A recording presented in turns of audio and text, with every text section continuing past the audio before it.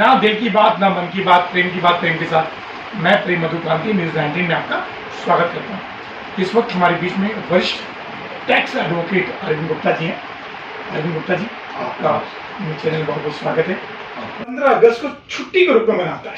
आप अधिवक्ता हैं, वरिष्ठ अधिवक्ता हैं, तो देशवासियों को क्या संदेश देना चाहते हैं? क्योंकि अगर हम आज़ाद नहीं हुए थे तो हमें 15 अगस्त मनाने का मौका नहीं मिलता, तो इस पर्व को किस तरह मनाना चाहिए? आज जो हमारी आज़ादी है, आज़ादी को आज़ादी की तरह मनाएं, ना कि छुट्टी की तरह। आज़ादी किसी भी प्रकार की आज़ादी हो सकती है, प्राकृतिक आज़ादी हो सकती है, मन की आज़ादी हो सकती है। उसको आज़ादी की तरह हम ट्रीटमेंट किए जाए तो वो ज़्यादा बढ़िया है। 15 अगस्त जो है छुट्टी के रूप में ना मनाए, ना दिवाली या होली से बड़ा पर्व मनाए इसको। उससे तो बहुत बड़ा है। उससे तो बड़ा दिवाली जो है या होली है वो पर्टिकुलर एक कास्ट से संबंध रखती है, मगर जो आज़ादी है वो पूरे हिंदुस्तान के 130 करोड़ आदमियों से संबंध रखती है। जी। तो उसकी महत्वता हमारे जो ये फेस्टिवल है उससे तो बहुत ज्यादा है, जिसकी हम कल्पना भी नहीं कर सकते। तो हर नागरिक को इसको सबसे ज्यादा खुशी के साथ मनाना चाहिए, क्योंकि अगर आजाद नहीं होता हम कोई काम नहीं कर पाते। नहीं, आज़ादी से पहले हम ये कह सकते हैं, पहले भी हम फेस्टिवल बना सकते हैं, मगर जो हम आज़ादी से आज फेस्टिवल बनाते वो उस टाइम नहीं बना पाते थे। जी, नहीं बना पाते थे। अरविंद जी, दो बातें और किया। कोरोना को 2 साल हो गया। इस 2 साल में व्यापारिक गतिविधियां बहुत ज्यादा डाउन हुई है, क्योंकि आप टैक्स अधिवक्ता हैं। टैक्स अधिवक्ता हैं। पूर्व में मेरी आपसे बात हुई थी, मैं आपसे बात करता रहता हूँ। मैं ये चाहता हूँ कि टैक्स के क्षेत्र में सरकार जो है 1-2 बड़े रिफॉर्म और क्या करे जो व्यापारी हित में हो। सरकार का जो ये है, जो टैक्स कलेक्शन जो डिपार्टमेंट है वो व्यापार के हित में कभी भी नहीं सोचता। जो गवर्नमेंट की मंशा जो है और जो उनके अधिकारियों दोनों की मंशा दोनों ही डिफर है। सरकार सोचती है कि दोनों को साथ में लेके चले, मगर अधिकारी सोचता है कि व्यापारी एक चोर है। जो उसकी टैक्स काउंटिंग करता है वो चोर की भांति करता है, ना कि एक व्यापारी की जो कि देश की उन्नति के लिए देश का साथ दे रहा है। मतलब व्यापारी देश की उन्नति के लिए कार्य करता है, लेकिन अधिकारी उस दृष्टिकोण से व्यापारी को नहीं देखता है। तो एक ये परिवर्तन होना चाहिए। सर, आप जीएसटी देखते हैं तो जीएसटी में बहुत सारी फेरबदल हुए हैं, लेकिन उसमें 2-3 चीजें जो व्यापारियों की थी वो अभी तक भी नहीं हो पाई। तो वो कौन कौन चीजें हैं? जो व्यापारियों पे पेनल्टी या जो उनका भुगतान है उसका जो सोल्यूशन निकलना चाहिए वो आज तक हमारे यहाँ पर कोर्ट के द्वारा नहीं निकल पा रहा है। जो इनके अधिकरण है या जो प्राधिकरण बनाने चाहिए थे वो अब तक नहीं बन के आए हैं।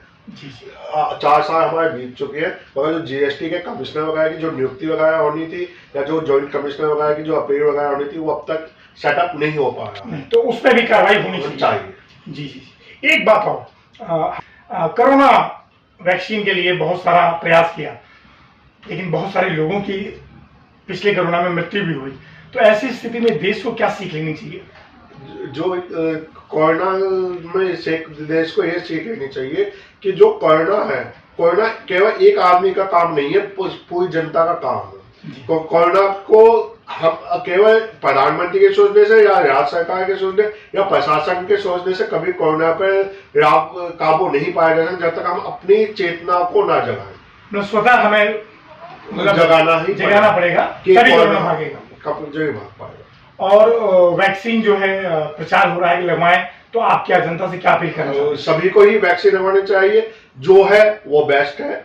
आज की डेट की परिस्थिति के अनुसार वैक्सीन जो दी गई है या जो हमारी वैज्ञानिक टेक्नोलॉजी का कम से कम हमें उस पर तो विश्वास करना चाहिए। जी।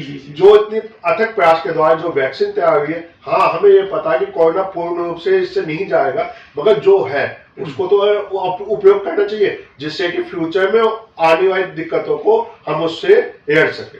सर, एक बात और, पिछले कोरोना काल में बहुत सारे लोगों की मृत्यु हुई।